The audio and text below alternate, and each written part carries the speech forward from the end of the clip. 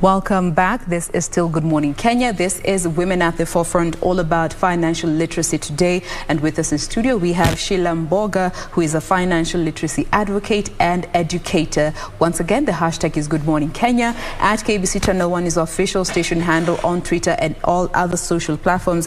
We welcome your feedback. There's Gibson Anasema, absolutely loving this discussion. Very insightful topic. I am benefiting a lot, and that is why we are having this discussion. So let's get back and move on. And I want to talk a bit about money habits. Our individual habits that we have that could either be doing us good or a disservice in relation with money. And I'd like for us to just start with, we're living in a time where we're seeing people benefiting a lot from family businesses. And you find a business was thriving, it was thriving when your parents were handling it, and then when it's handed over to the next generation, all of a sudden the business goes under. What are these money habits that could contribute to such a situation? Thank you very much for such a great question. The first thing that leads to such a downward spiral when it comes to handing over businesses from family, it's one thing, they lack mentorship. So you find that a child has been given business, but they were not mentored through that business. The parents were not going with them to the business while they were growing up. So this child is given something, they're like, oh, okay, so I'm supposed to start. So I think that is one key thing that leads to the downward spiral of most family businesses. And then other habits is like we do not learn how to multiply money in business. You know, we've learned about investing for our own selves, but you also need to learn how to multiply the money in your business. Getting profit in business doesn't mean that you have a party the following day. You need to invest that money somewhere so that whenever you see that business is not working well, the returns from the investments will be able to cater for the gap that is being seen in the business. Then another thing is the basic business financial skills like bookkeeping. You find that your parents could have been so keen and detailed when it came to bookkeeping, but this child does not take that seriously. You might think that a balance sheet is just a simple sheet, but it's very important because it's able to capture certain aspects of the business. You are able to know, okay, we are spending, so our expenses are extremely high while our income is lower. What is happening? So you need to get to teach your kids the balance sheet as early as possible, especially if you're looking to hand them over a business. And the other thing is most people, they do not consider taking their customers seriously when the business is handed over to them. Remember, customer loyalty is very key to business growth. Now, if, for example, your parents were so good with their customers, they were taking care of them properly, and then you come, you're given the business, you're like, the customers will still come. You need to keep on building that loyalty. Remember, a satisfied customer is a walking advertisement, more than the advert that you will do like a billboard or something. So I tend to find most of the kids that are handed over the business, they tend to forget about customer loyalty. They're not doing activities that will keep the customer glued. And finally, it's sometimes they don't stay at par with market trends. Now, if your parent was having a business in the 90s, the business could still be okay in this year, but you need to adjust it. There are things you need to change. For example, in the 90s, not everyone was on Facebook. Now, if your parents had a shop at that time and they've handed it over to you, you need to move to technology. They think like, okay, it's business. You need to have... We're excited to be doing this together. Exactly. So you think like, we don't need to describe what is my role in case of if anything happens to my partner, what will I do? How will we take this forward? So it's important to have an agreement first. Then the second thing you need to have in a business partnership is honesty and integrity. I've seen in most business partnerships, you find one partner is making a key decision for the business without the awareness of the other person. Now you find that it might work for the short term, but in the long term, it's going to build a gap. The person will be asking himself, how many other business decisions is this person making without me me knowing, that immediately brings in mistrust. Now, the other thing that people need to also focus on is, aside from honesty and openness, is now you need to both have a united vision. We don't start a business just because we want to fulfill our desires now, but we also need to ask ourselves, in 5 years' time, we are seeing this business grow. What is our vision for the business? Are we going to make it maybe a public limited company? How are we going to do things? And the final thing is, it's important for business partners to also acquire financial education. You might find maybe you're so good at IT and maybe I'm good at sales. Now we are starting a business, we'll create products, but we don't know how to handle money, we have no idea. Then in such an instance, at least get the basic education. Yes, you can hire a financial consultant, but you still need to have some basic, know how the system runs, so that whenever something is happening, you're not left in the dark. You will be knowing, okay, this is how it goes, this is what I should expect. So it's very important for business partners to at least acquire financial education for themselves, even if it's not their line of business. Now, looking at your experience interacting with the different people that you have in this journey of financial literacy, and just sharing the education that you have, comparing men and women, who seek out financial literacy more? Do we have men seeking out financial literacy more than women, or women are seeking out this education more than men?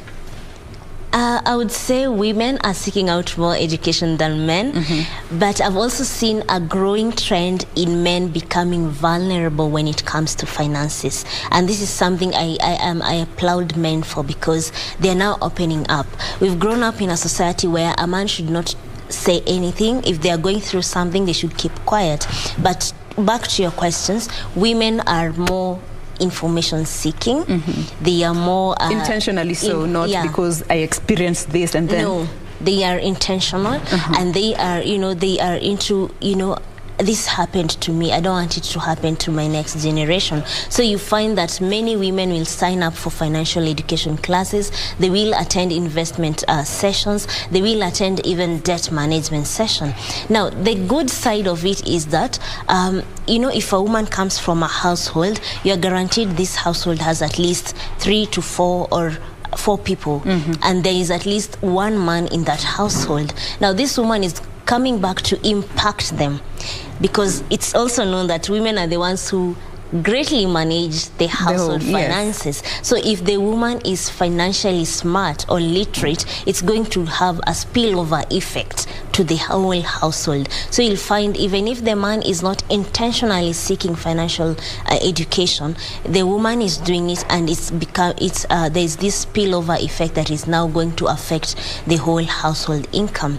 Now, when it comes to men, as I mentioned, they are becoming vulnerable day by day, which is something we are really encouraging, and they're also seeking more information about financial matters, more so in matters of investments and debt management, because that is what really affects them largely. All right. Yeah. Now, I want to go through a list of habits that most people have, and maybe you can tell us if it's a red flag, that means it's bad. If it's a green flag, that means it's good. And white flag, I don't know if it's borderline, could be good. It's a double-edged sword. So you will tell us, and you can explain if need be. Now, I want to start with that aspect of the man and woman, especially those who live together. And this is about impulse buying of home equipment and just investing in the home. Is it impulse buying home appliances? I would say that is white flag, borderline. Borderline, because for example, imagine you're buying, let's say, a washing machine because you want to make work at home more efficient. You want to have more time, free time in your household. So you are like, instead of us having to wash clothes or having to call someone to do that, why not invest in a washing machine? Now, buying home appliances it's okay, it's good, because it's going to help you and it's going to give value to the family. However, the problem is impulse buying. Why would you buy 2 washing machines and yet you need one? Now that one becomes, when you're doing it like and it's not even in your budget, you're just buying it because you saw it on offer, and then that becomes like somehow a red flag. So borderline. Yeah, it's a borderline. White flag. It could be good, it could be bad, depending on your situation. Yes, and I would also add that, impulse buying, it has a very thin line, because it's something that you feel you want at that time, but it's not necessarily what you need. So you've gone to a shop, you've seen a 50% discount, and you're like, oh, okay, I would need this. But when you look at your needs, you'd really need that thing maybe 1 year down the line. Yes. But since it's at 50% discount, you feel like it's an immediate, So that is where we can say impulse buying is in between. All right. Yes. So white flag, double-edged sword, to each their own. All right. Now, number 2, and this I find to be very borderline personally, given the experiences I've had with people, and this is living below your means. That is a red... Is it a red flag? Is it a green flag? Ama iko hapo katikati, because it has its advantages and its disadvantages from your experience. That's a red flag. You need to live within your means, not below your means. Living below your means, it means you are being stingy to even yourself, You're being so stingy that you're earning money to spend, but you're not spending it. You're earning money to make your life more better and comfortable, but you're not doing that. So why is it you are earning money? So I wouldn't recommend people to live below their means. I would say live within your means. And this is where we say be frugal. Live within a financial capacity or lifestyle that you can afford, even when other major changes happen in your life. So for me, that is a red flag. All right. Yes. Now, it's a red flag. Okay. What about paying bills early? That is a green flag, because when you pay your bills early, first thing, you have the peace of mind. You're not rushing the same way someone pays at the last minute. And then we know we have so many things going on in our lives, and you are likely to forget to pay certain bills on time. So when you pay it early, you are able to have that peace of mind and be able to think about other things, including your finances, in a more better way. Now, when you also pay your bills early, sometimes you might get a discount. You never know, because the company might decide to just appreciate you for being on doing things earlier than usual. Now, the other side of it being a green flag, it allows you to have money, not abundance, but your money will have more freedom, because you'll not be having bills running after you. You've already cleared them up. Now you can think of doing other things because you've handled it early. And what if you find yourself, you have paid like 6 months in advance rent, but then you get an emergency that needs a lump sum amount of money, but you have already committed that money elsewhere, and we're living in a time where once paid cannot be refunded. I totally understand that, and this is where the emergency fund aspect comes into play. Smart. Because you see, if you've paid your rent for 6 months, you now have a 6-month allowance to build an emergency fund. You will not be stressing, oh, my rent. Now, what is an emergency fund? Because someone could be watching us and wondering, what is this? An emergency fund is a fund that you set aside that can cater for your expenses for 3 to 6 months. And if you have the financial capacity, you can make it to 1 year. Now, this emergency fund, you need to also put it in a place you can easily access. I've seen quite a number of people, they put an emergency fund in a savings account that you are only allowed to withdraw after 3 years. Now imagine before the 3 years you get an emergency that needs that money. How will you access it? That is why we highly encourage people to put it in a place where it's easily accessible. And someone would be asking, my budget is so tight, like my budget takes all the money that I earn. How can I create an emergency fund? This is where we encourage people to start monetizing their gifts, their skills. You are good at something. Don't just do it for free. Monetize it, and then that money, put it in your emergency fund. Another thing, we all have so many things in our houses that we don't use. Why not declutter at a fee and then pull that money together to create your emergency fund. And finally, you can as well create one by including it in your budget. So every month, maybe you're setting aside 500 bob or 1,000 every month, so saying that this is for my emergency fund. All right. Yes. That's a good idea, because we always say if it's not in my budget, I can't accommodate it. But if you accommodate it in your budget, then there'll always be room for it. Yes. Now, lastly, automating some of these bills. Pesa ikiingia account inajua hii inafaa kurushwa kwa hii, need to do that. Is this a green flag or red flag, or it could be a double-edged sword? I would say it's a double green flag, because money is very emotional. I'll give you an example. If right now I give you 1,000 bob, immediately your mind says you have more expenses than that 1,000 bob. Yes. You start feeling like that money is not even enough. Now, when you automate money, if I give you the 1,000 through your bank account, and maybe you've set a goal of saving 200 for every 1,000 bob, you find that you'll get 800 in cash. Already the 200 has been deducted. Now you'll not start thinking that your expenses are beyond 1,000. You'll start thinking your expenses around the 800 and finding ways to supplement if it's more. The expenses are more. So that is where automation is a green flag. We highly encourage people to do it. As well, automation allows you to have money discipline. Trust me, building money discipline is not easy. As I said, money is very emotional, and for some reason, when we have money in our hands, that's when your eyes even open more. You see a nice shoe, and you've been passing that place for a month, but since you didn't have money, it calls you by name, you know.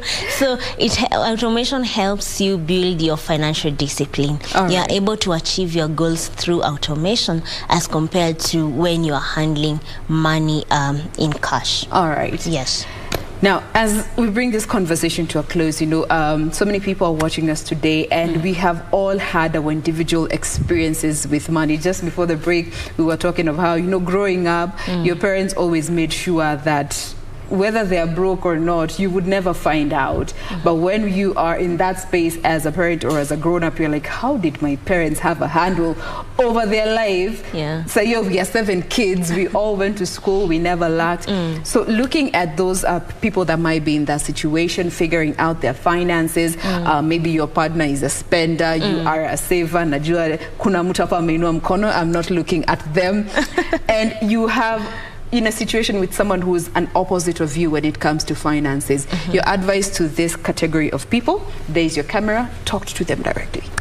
Now, if you're a saver and for example, your partner is a spender, it's good to see each other as a complement. We cannot both be savers. Very rare for both to be savers or both to be spenders. Now, this saver person will help the spender not to overspend, and this spender person will help the saver not to oversave, you know, to be so stingy with themselves. So they complement each other. They help each other achieve financial goals. So I would say this starts with you discussing about what is your money language. Are you a saver? Are you a spender? Then once you've discussed that, then you can tell, okay, since I'm a money saver, you are going to handle the savings of in our family. Yeah. Since you are the spender, you're going to handle the purchases in our family. Now, when you define roles like that, it becomes very easy. The saver doesn't feel like, oh, this one has overdone this, or the spender doesn't feel like, oh, this one is making our life harder.